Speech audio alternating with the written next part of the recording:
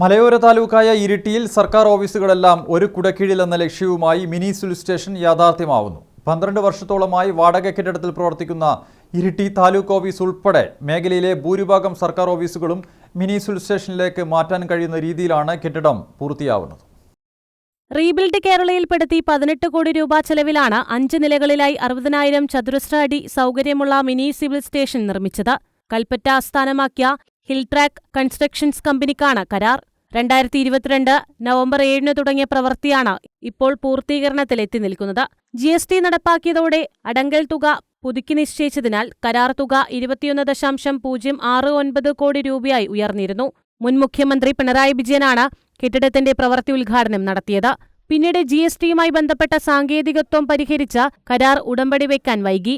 സംസ്ഥാനത്ത് പുതിയ 12 താലൂക്കുകൾ അനുവദിച്ചതിനൊപ്പം 12 വർഷം മുൻപാണ് ഇരിട്ടി താലൂക്കും നിലവിൽ വന്നത്. സ്വകാര്യ കെട്ടിടത്തിൽ വാടകയ്ക്കാണ് തുടക്കം മുതൽ ഇരിട്ടി താലൂക്ക് പ്രവർത്തിക്കുന്നത്.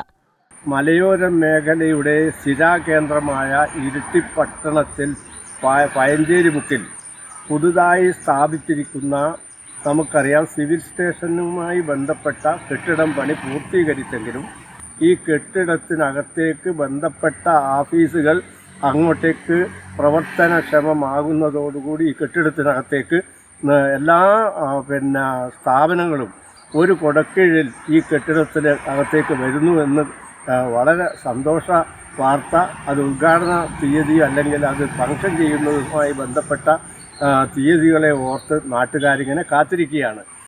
പയഞ്ചേരി മുക്കിൽ റവന്യൂ വകുപ്പിന് സ്വന്തമായുള്ള 1 ഏക്കർ സ്ഥലത്താണ് സിവിൽ സ്റ്റേഷൻ പണിതത്. താലൂക്ക് ഓഫീസിന് പുറമെ civil supplies office, joint RTO office, assistant labour office, ചുമട്ടുതൊഴിലാളി ക്ഷേമനിധി ബോർഡ് ഓഫീസ്, ക്ഷീരവികസന പട്ടികവർഗക്ഷേമ ഓഫീസുകൾ, ഇരിട്ടി സഹകരണ assistant registrar office, sub treasury, land tribunal office എന്നിവയെല്ലാം വാടക കെട്ടിടങ്ങളിലാണ്. 19 വില്ലേജുകൾ പരിധിയായുള്ള ഇരിട്ടി താലൂക്കിൽ വിവിധയിടങ്ങളിൽ പ്രവർത്തിക്കുന്ന താലൂക്ക് ആസ്ഥാന സ്വഭാവമുള്ള സർക്കാർ ഓഫീസുകളെല്ലാം ഇതോടെ മിനി സിവിൽ സ്റ്റേഷനിലേക്ക് മാറും. News bureau, Iritty.